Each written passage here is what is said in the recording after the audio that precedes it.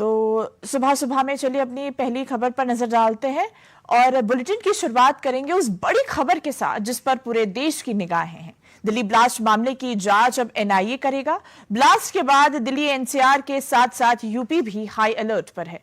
इस बीच पीएम मोदी ने भूटान से ब्लास्ट के साजिशकर्ताओं को कड़ी चेतावनी दी है। सबसे पहले ये रिपोर्ट देखते हैं। हमारी एजेंसियां इस षड्यंत्र की तह तक जाएगी। इसके पीछे के षड्यंत्रकारियों को बख्शा नहीं जाएगा। All those responsible will be brought to justice. देश के प्रधानमंत्री का ये बयान बता रहा है कि 10 नवंबर को दहशत की जिस शाम ने दिल्ली को दहलाया वो एक आम घटना नहीं थी, बल्कि इसके पीछे बड़ी साजिश की बू आ रही है। सोमवार की शाम पुरानी दिल्ली की गलियों में वही रोज की हलचल थी। सर्द हवाओं के बीच बाजारों में शादी के सीजन की खरीदारी जोरों पर थी। तभी एक धमाके ने उस भीड़ भाड़ को अफरा तफरी में तब्दील कर दिया।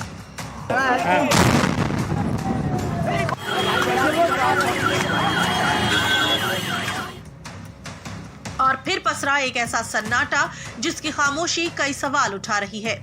अब इस ब्लास्ट की साजिश रचने वालों को पीएम मोदी ने साफ साफ चेतावनी दे दी है।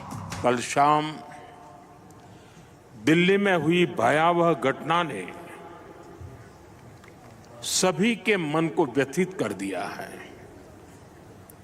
मैं पीड़ित परिवारों का दुख समझता हूं। आज पूरा देश उनके साथ खड़ा है। मैं कल रात भर इस घटना की जांच में जुटी सभी एजेंसियों के साथ, सभी महत्वपूर्ण लोगों के साथ संपर्क में था, विचार विमर्श चलता था, जानकारियों के तार जोड़े जा रहे थे। हमारी एजेंसियां इस षड्यंत्र की तह तक जाएगी। इसके पीछे के षड्यंत्रकारियों को बख्शा नहीं जाएगा। All those responsible will be brought to justice.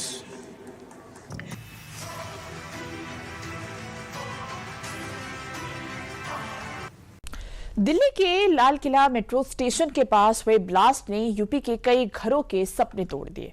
इस हादसे में प्रदेश के 5 लोगों की मौत हो गई, जबकि कई घायल हैं। घायलों का दिल्ली के एलएनजेपी अस्पताल में इलाज जारी है। देखिए रिपोर्ट।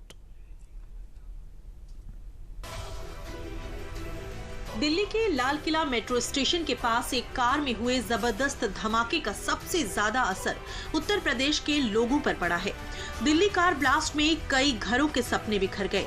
किसी ने पिता को खोया तो किसी ने अपने बेटे को खोया। दिल्ली में हुई ब्लास्ट की खौफनाक घटना में यूपी के 5 लोगों की मौत हो गई है और कई लोग घायल हो गए हैं। घायलों को एलएनजेपी अस्पताल में भर्ती कराया गया है। और अब इस धमाके में यूपी के मरने वाले 5 लोगों के बारे में भी जान लेते हैं। अशोक सिंह, जो अमरोहा के हसनपुर के मंगरोला गांव के रहने वाले थे, दिल्ली में 9 साल से डीटीसी बस के संविदा कर्मी थे। लोकेश अग्रवाल, जो अमरोहा के ररहा अड्डा हसनपुर के रहने वाले थे, हसनपुर में उनकी खाद की दुकान थी, वे खाद विक्रेता थे। दिनेश कुमार, जो श्रावस्ती के गणेशपुर गांव के रहने वाले थे, दिल्ली में एक प्रिंटिंग प्रेस में काम करते थे। मोहसिन, जो मेरठ के लोहिया नगर थाना क्षेत्र के रहने वाले थे, वो 2 साल से दिल्ली में ई रिक्शा चलाते थे। नोमान, जो शामली के झिंझाना कस्बे के रहने वाले थे, झिंझाना में कॉस्मेटिक की दुकान चलाते थे। गरीब आदमी है, बिल्कुल सब उजड़ गया। बड़ा भाई है इसका, जो वो दुकान पे बैठा करा था, उसकी किडनी का मरीज है, अब भी हॉस्पिटल में ही है, उसे बताया भी नहीं। किडनी खराब है उसका। इसका तो नोमान है, जो एक्सपायर हुआ। कल गए थे जी मार्केट में, दुकान है बाजार में, जहाँ मेडिकल स्टोर है, कस्बा झिंझाना, कॉस्मेटिक की दुकान है। अच्छा, माता पिताजी हैं उनके या छोटे भाई बहन है, वे क्या करते हैं? 4 बहना रहेगी बस। अब तो एक भाई है बड़ा वाला, उसकी किडनी खराब है, वो भी कहीं काम का नहीं रह रहा। जो था करने लगा घर में, दुकान कर रखी थी, वो भी खत्म हो गया। अमरोहा के रहने वाले अशोक सिंह और लोकेश अग्रवाल की ब्लास्ट में मौत के बाद जिलाधिकारी निधि गुप्ता वत्स ने मृतकों के प्रति गहरी संवेदनाएं व्यक्त करते हुए कहा कि उनके परिजनों की हर संभव मदद की जाएगी। वहीं दिल्ली में हुए बम विस्फोट में शामली के नौमान का दूसरा साथी अमन, जो कैराना कस्बे का रहने वाला है, गंभीर रूप से घायल हुआ है। वहीं देवरिया जिले के भलुवनी थाना क्षेत्र के निवासी शिव जायसवाल कपड़े के बिजनेस से जुड़े काम के सिलसिले में दिल्ली गए थे। धमाके के बाद गंभीर रूप से घायल हो गए, जिनका उपचार चल रहा है। बिहार में दूसरे चरण की बम्पर वोटिंग होने के बाद अब 14 नवंबर को नतीजों से पहले देश की 11 एजेंसियों ने एग्जिट पोल दिया है। सभी एग्जिट पोलों का निचोड़ ये है कि बिहार में एक बार फिर एनडीए की सरकार बनती दिख रही है। बिहार की 243 विधानसभा सीटों पर चुनाव खत्म होते ही एजेंसियों ने एग्जिट पोल जारी कर दिए हैं। अधिकतर सर्वों में एनडीए को बहुमत मिलता दिख रहा है। पोल ऑफ पोल्स पर नजर डालो तो बिहार में फिर से एनडीए की सरकार बन सकती है। इनमें एनडीए को 131 से 157 सीटें, महागठबंधन को 80 से 93 सीटें और अन्य को 3 से 6 सीटें मिल सकती हैं।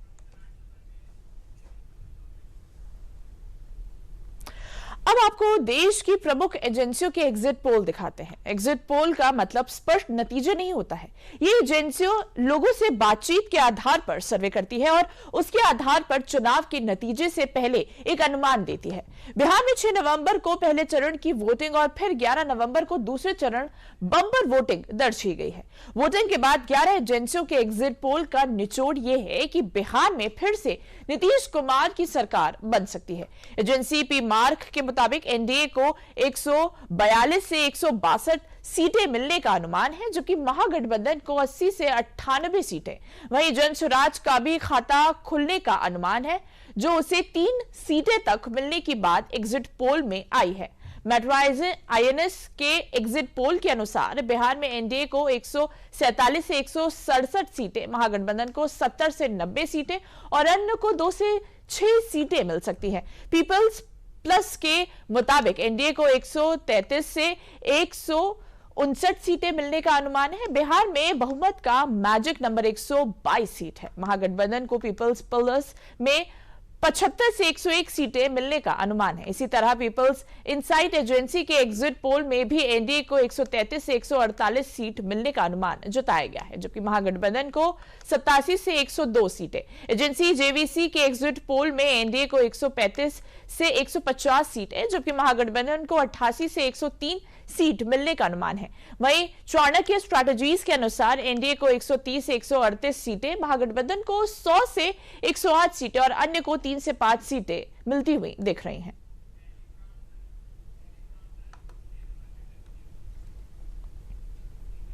ए.के. शर्मा ने बिजली बिल राहत योजना 2025 लागू करने की घोषणा की। उन्होंने कहा कि यह योजना सरकार का जनता के लिए उपहार और जन सहभागिता से जुड़ी अभूतपूर्व पहल है। ऊर्जा मंत्री ए.के. शर्मा ने बताया कि इस योजना के अंतर्गत नेवर पेड और लॉन्ग अनपेड उपभोक्ताओं को अपने बकाया बिलों पर बड़ी छूट दी जाएगी। अगर उपभोक्ता अपनी बकाया राशि एक मुश्त जमा करते हैं तो उन्हें सरचार्ज में 100% और मूलधन में अधिकतम 25% तक की छूट मिलेगी। बहुत बहुत धन्यवाद आने के लिए। एक बहुत ही महत्वपूर्ण हमारे बिजली विभाग से संबंधित एक जानकारी देने के लिए, अनाउंसमेंट के लिए यूपीपीसीएल ने, ऊर्जा विभाग ने एक बहुत ही ऐतिहासिक रूप से बड़ी राहत देने वाली एक बिजली उपभोक्ताओं के लिए एक योजना हम लोग लेकर के आए हैं, जिसे आप पीछे स्क्रीन पे अगर चाहें तो देख भी सकते हैं या बाद में हम आपको दिखा देंगे। बिजली बिल राहत योजना 2025 जिसको हम कह रहे हैं, इस योजना के तहत विशेष करके छोटे उपभोक्ताओं को बहुत बड़ी राहत देने का हम लोगों ने निर्णय लिया है। इस योजना को 1 दिसंबर से 3 चरणों में, 30-30 दिन के 3 चरणों में इसका क्रियान्वयन होगा और इसमें 3 विकल्प दिए जाएंगे।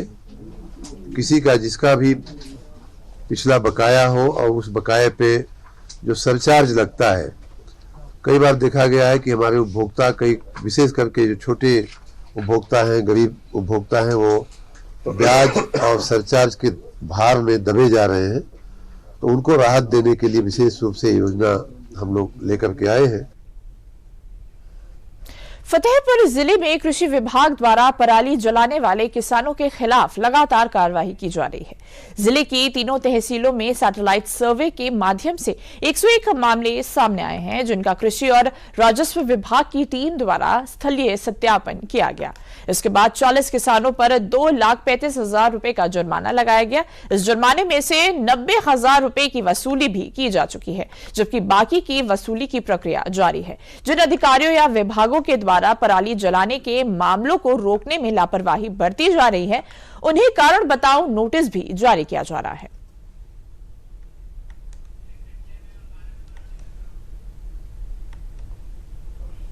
जनपद में पराली जलाने की घटनाएं बहुत ज़्यादा हो रही हैं। अभी तक 101 घटनाएं सैटेलाइट द्वारा पुष्टि हुई है, जिसमें से 40 घटनाओं में जो है पराली जलाना पाया गया है और जो है 34 घटना कूड़ा करकट की पाई गई हैं। इसमें से 25 घटनाओं में कोई पुष्टि नहीं हुई, साक्ष्य नहीं मिले, और 2 घटनाएं जो है चिमनी की मिली हैं। इसमें से जो 40 घटनाएं प्रॉपर खेतों में जो ज़्यादा पराली जलाई गई है, उसमें 2,35,000 रुपये जुर्माना आरोपित किया गया है, जिसमें से 90,000 रुपये जुर्माना वसूल भी लिया गया है। और हम लोगों ने, जिला प्रशासन ने और कृषि विभाग ने 2 कंबाइंड हार्वेस्टर जो बिना SMS के चल रही थी, उनको सीज किया है और उनसे जब तक वो अपना SMS उसमें लगा करके शपथ पत्र नहीं देंगे तब तक उनको रिलीज़ नहीं किया जाएगा। ये लगातार हम लोग कार्रवाई कर रहे हैं, किसी तरीके से जो है जनपद में पराली की घटनाएं ना होने पाएँ। मथुरा वृंदावन में सामूहिक विवाह समारोह का आयोजन किया गया। इस समारोह का आयोजन सामाजिक संस्थाओं द्वारा किया गया, जिसमें 132 जोड़े शादी के बंधन में बंधे। यहां साधु संतों ने परिणय सूत्र में बंधे वर वधू को खुशहाल जीवन के लिए आशीर्वाद दिया। इस सामूहिक विवाह समारोह में भाजपा नेता और राज्य मंत्री रघुराज सिंह भी शामिल हुए। उन्होंने कहा कि इस प्रकार के आयोजनों को संत बाबा बलराम दास द्वारा किया जा रहा है, जो अन्य लोगों के लिए प्रेरणा का स्रोत होना चाहिए। उन्होंने यह भी बताया कि लेबर विभाग से 4,65,000 कन्याओं का विवाह कराया गया है। उन्होंने यह भी कहा कि हिंदू धर्म ही एकमात्र धर्म है, बाकी सभी पंथ हैं।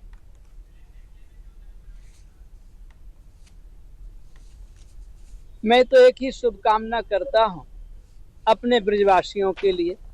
मेरे मन में एक ही बात है कि हमसे ब्रजवासियों की सेवा कैसे हो। उसमें विचार किया गया कि दाम्पत्य जीवन का सेवा एक अद्भुत सेवा है, गरीबों के हित में है, गरीबों के कल्याण में है। इनकी आर्थिक स्थिति को देखते हुए मेरे हृदय में सेवा है। इसमें कल्याणम करोति, करुणानिधान सेवा, रामाधान वगैरह और जन भी सबके सहयोग से ये कार्य हो रहा है। नारायण दास जी भी ब्रजवासी जेल वाले हैं, गैलेक्सी राइस की तरफ से आज हमारे 10,000 लोगों के लिए भोजन की पूरी व्यवस्था है विनोद जी की तरफ से। तो हम आपसे केवल एक ही निवेदन करते हैं कि समस्त ये दाम्पत्य जीवन वाले मंगलमय और अपनी मंगल आयु जीवित करें। जय श्री राम। वृंदावन का ऐतिहासिक क्षण था जब हमारे बहुत ही प्रसिद्ध संत बलराम बाबा और कल्याणम करोति के द्वारा 132 गरीब कन्याओं का सामूहिक विवाह किया गया था और एक बहुत अच्छा वातावरण बना हुआ था, जिसमें 132 जोड़े बैठे हुए थे और तमाम संत समाज के लोग और स्थानीय नागरिक और प्रशासनिक लोग और प्रबुद्ध नागरिक जन भी वहां थे। तो एक ऐसा अच्छा सुंदर माहौल था कि ऐसा लग रहा था कि पूरा देश एकता में अखंडता का एक उदाहरण बन चुका हो और सभी लोग इस कार्यक्रम में भागीदारी कर रहे थे और सभी लोग उन जोड़ों को बधाई दे रहे थे और उनके मंगल कामनाएं कर रहे थे उनके भविष्य के जीवन के लिए। समाचारों में आगे बढ़ने से पहले लेते हैं विराम।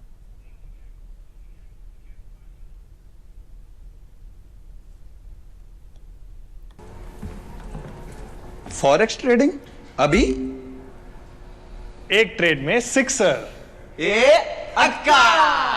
प्रसिद्ध, पहले सेफ्टी वरना क्लीन गोल्ड। अनऑथराइज्ड प्लेटफॉर्म पे फॉरेक्स ट्रेडिंग यानी नुकसान, धोखाधड़ी और कानूनी कार्रवाई का डर। मतलब नुकसान की हैट्रिक। इसीलिए आरबीआई वेबसाइट पर जाएं, ऑथराइज्ड लिस्ट जांचें। आरबीआई कहता है, जानकार बनिए, सतर्क रहिए।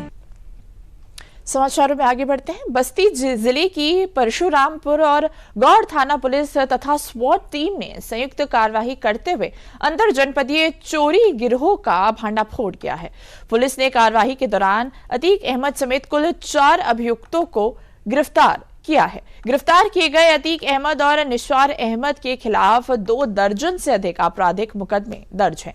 अभियुक्त अतीक अहमद, अफरीद अहमद और शाजिम अली जनपद लखीमपुर के निवासी हैं, जबकि निशार अहमद जनपद बरेली का मूल निवासी है।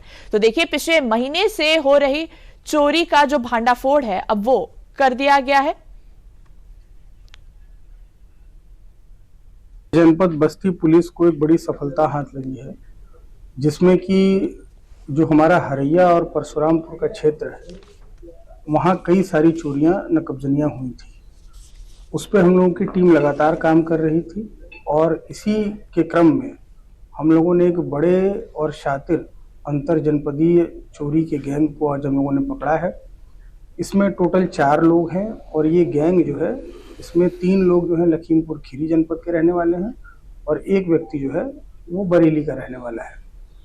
ये सभी लोग संगठित रूप से ऐसे एरियाज को टारगेट करते थे जो 2 जनपदों के बॉर्डर में पड़ता है। इसका फायदा ये लोग उठाते हैं, परंतु सभी चोरियों को संज्ञान में लेते हुए उनको तत्काल दर्ज किया गया था। उन पे हम लोग काम कर रहे थे और इसी क्रम में आज ये लोग पकड़े गए हैं। ये टोटल 4 लोग हैं। इनके पास से भारी मात्रा में हम लोगों को सोने का और चांदी की ज्वेलरी बरामद हुई है, जो इन लोगों ने विभिन्न चोरियों में जो ये लोग चोरी कर ले गए थे। इसके अलावा टाटा हेक्सा गाड़ी जो ये लोग प्रयोग में लाते थे घटनाओं को अंजाम देने के लिए, और इसके अलावा जो इनका माल को डिस्पोजल करने के लिए जो नेपाल आना जाना था, उसके भी हम लोगों को सबूत मिले हैं, जिसमें कि 2 हम लोगों को ऐसे चीज़ें मिली हैं जहाँ से ये लोग जाते आते थे। तो वहाँ के जो संबंधित जो बॉर्डर पिकेट्स हैं, वहाँ पर जो टोल कटता है, जो रसीद कटती है, उसके वो चीज़ें हैं, भंसार जिसको हम लोग कहते हैं। कुशीनगर के भिक्षु संघ के अध्यक्ष महावीर अघ महापंडित भदंत ज्ञानेश्वर का पार्थिव शरीर पंचतत्व में विलीन हो गया। कुशीनगर स्थित म्यांमार बुद्ध विहार परिसर में उनके पार्थिव शरीर का अंतिम संस्कार किया गया। म्यांमार से आए उनके परिवार के 5 सदस्यों ने उन्हें मुखाग्नि दी। अंतिम संस्कार से पूर्व निर्धारित कार्यक्रम के अनुसार बौद्ध धर्म गुरु के पार्थिव शरीर की भव्य शव यात्रा निकाली गई।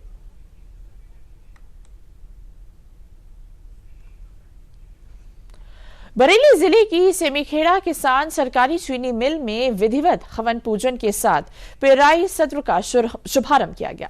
भाजपा सांसद छत्रपाल सिंह गंगवार ने चीनी मिल की मशीन में गन्ना डालकर पेराई सत्र की शुरुआत की। रुहेलखंड के बरेली जिले में बड़े पैमाने पर किसान गन्ने की खेती करते आ रहे हैं, जो यहाँ की 6 चीनी मिलों को अपना गन्ना आपूर्ति करते हैं। किसानों को सरकार द्वारा निर्धारित गन्ना मूल्य का भुगतान चीनी मिलों द्वारा किया जाता है। वहीं नए सत्र में किसानों को सरकार द्वारा गन्ने के मूल्य में की गई 30 रुपए प्रति क्विंटल की वृद्धि का लाभ मिलेगा। आज पूजन हो गया है, कल सुबह से पेराई होगी और इसकी लगभग 25,000 की कैपेसिटी है प्रतिदिन की गन्ना पेराई की। और मैं समझता हूँ गन्ना आपकी पर्याप्त है क्षेत्र में और लगभग 5 महीने 150 दिन कम से कम फैक्ट्री चलेगी। कम से कम हम कोशिश करेंगे और ज्यादा चले, जब तक गन्ना रहे तब तक चलेगी चीनी मिल। और लगभग मैं समझता हूँ 50 लाख कुंटल की गन्ना हम क्रेजिंग करवाने की कोशिश करेंगे इस सीजन में। सेमीखेड़ा शुगर मिल का आज का जो पेराई सत्र है 25-26 का, उसका माननीय सांसद जी के द्वारा, माननीय MLC साहब, अन्य समस्त जनप्रतिनिधियों के द्वारा विधिवत पूजा अर्चना करके आज इसका शुभारंभ किया गया है। और आज हमारी जो झोटा बुग्गी है, ट्रैक्टर ट्रॉली है, आज आई, उसका तौल किया गया और सांसद जी के द्वारा उसका बटन दगाकर एक औपचारिक उसका शुरुआत किया गया है। और निश्चित रूप से अभी आपने देखा होगा कि माननीय मुख्यमंत्री जी के द्वारा जो गन्ना मूल्य बढ़ाया गया है, उसको लेकर हमारे पूरे क्षेत्र में किसान भाइयों के भीतर जबरदस्त खुशी है। और हम लोग इस बात को सुनिश्चित कर रहे हैं कि पिछली बार भी हमने जो 100% सेमी खड़ा शुगर मिल ने किसान भाइयों के भुगतान किया था, और इस बार भी हमने एक प्रयास कर रहे हैं कि हर 7वें दिन जितने भी हमारे गन्ना भाई हैं, किसान भाई हैं, उन सभी को हम लोग 7-7 दिन पे उनका एक इंटरवल पे लगातार भुगतान करते चले। समाचारों का रुख करने से पहले लेते हैं विराम।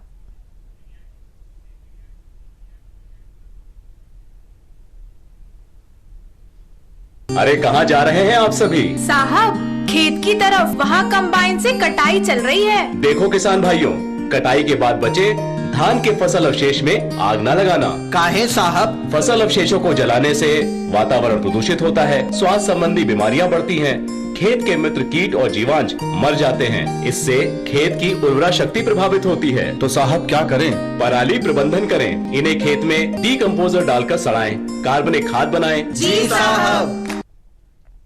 समाचारों का रुख करते हैं। राजस्थान के बाड़मेर जालौर सीमा पर भारतीय वायुसेना ने महागजराज अभ्यास किया। सुखोई, जैगवार और C-295 विमानों ने हाईवे पर लैंडिंग कर आपातकालीन रनवे क्षमता परखी, जिससे देश की सुरक्षा और रक्षा ताकत मजबूत हुई। देखिए रिपोर्ट।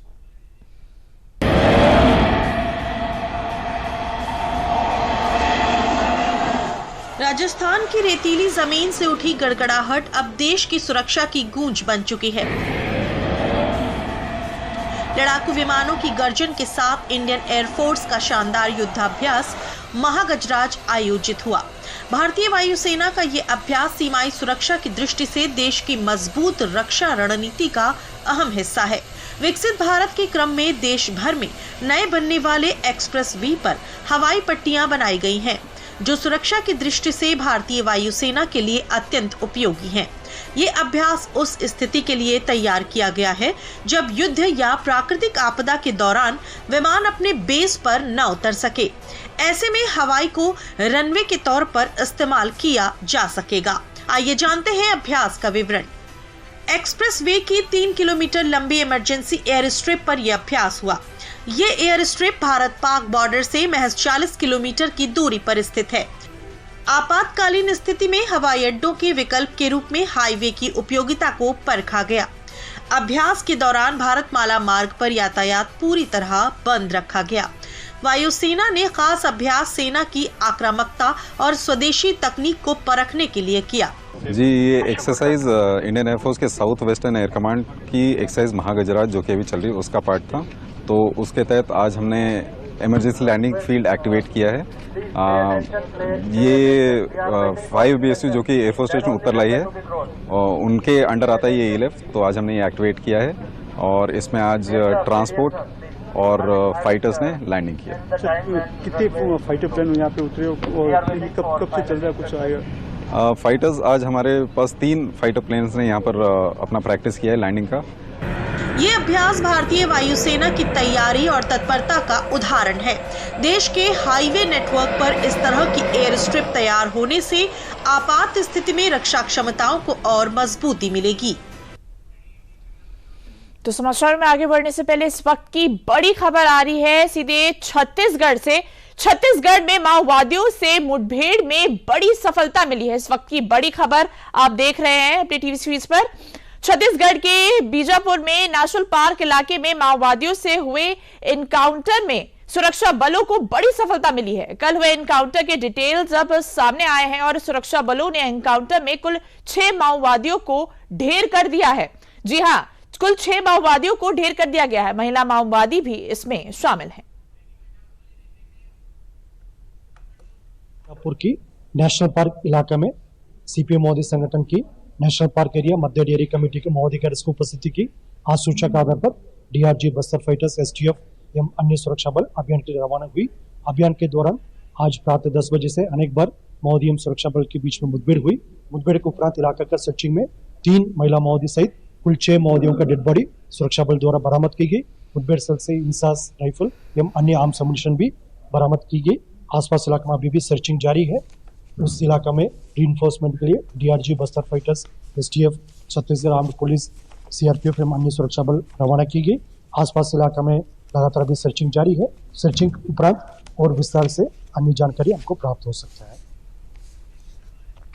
मेरठ पुलिस ने एक विशेष अभियान चलाकर सार्वजनिक स्थानों और धार्मिक स्थलों जैसे मंदिर और मस्जिद से लाउडस्पीकर उतरवाए हैं। यह अभियान शहर और जिले में विशेष रूप से चलाया गया। एसएसपी डॉक्टर विपिन ताड़ा ने बताया कि न्यायालय के आदेशों के अनुरूप और ध्वनि प्रदूषण विनियमन एवं नियंत्रण नियम 2000 के तहत जनपद में सार्वजनिक स्थानों एवं धार्मिक स्थलों पर लगे लाउडस्पीकर जो अनावश्यक रूप से ध्वनि प्रदूषण का कारण बन रहे हैं, उसको नियमानुसार कार्रवाई कर पुलिस द्वारा हटवाया गया है। इसके साथ ही इन लाउडस्पीकर के धारकों को उल्लंघन न करने की चेतावनी भी दी गई है।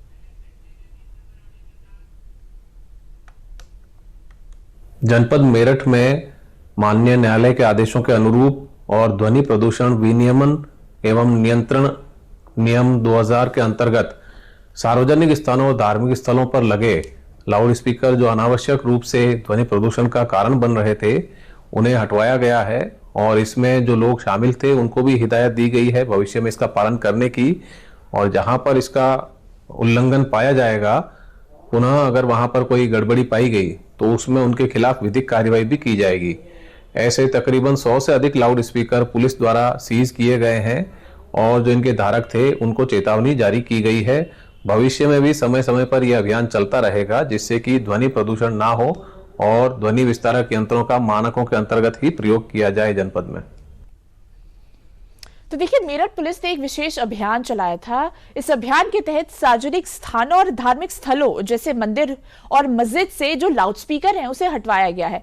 यह अभियान जो है वो शहर के हर जिले हर शहर में विशेष रूप से चलाया गया था। वहीं एसएसपी डॉक्टर विपिन ताड़ा ने भी ये बताया कि न्यायालय के आदेशों के अनुरूप ध्वनि प्रदूषण को रोकने के लिए ये जो कार्य है वो किया जा रहा है। तो देखिए, मेरठ से एक बड़ा जो प्रयास है वो किया जा रहा है। मंदिरों और मस्जिदों से जो लाउडस्पीकर है उसे हटाया जा रहा है। ये ध्वनि प्रदूषण विनियमन एवं नियंत्रण नियम 2000 के तहत किया जा रहा है। तो देखिए, समाचारों में अभी के लिए बस इतना ही। मुझे दीजिए इजाजत। नमस्कार।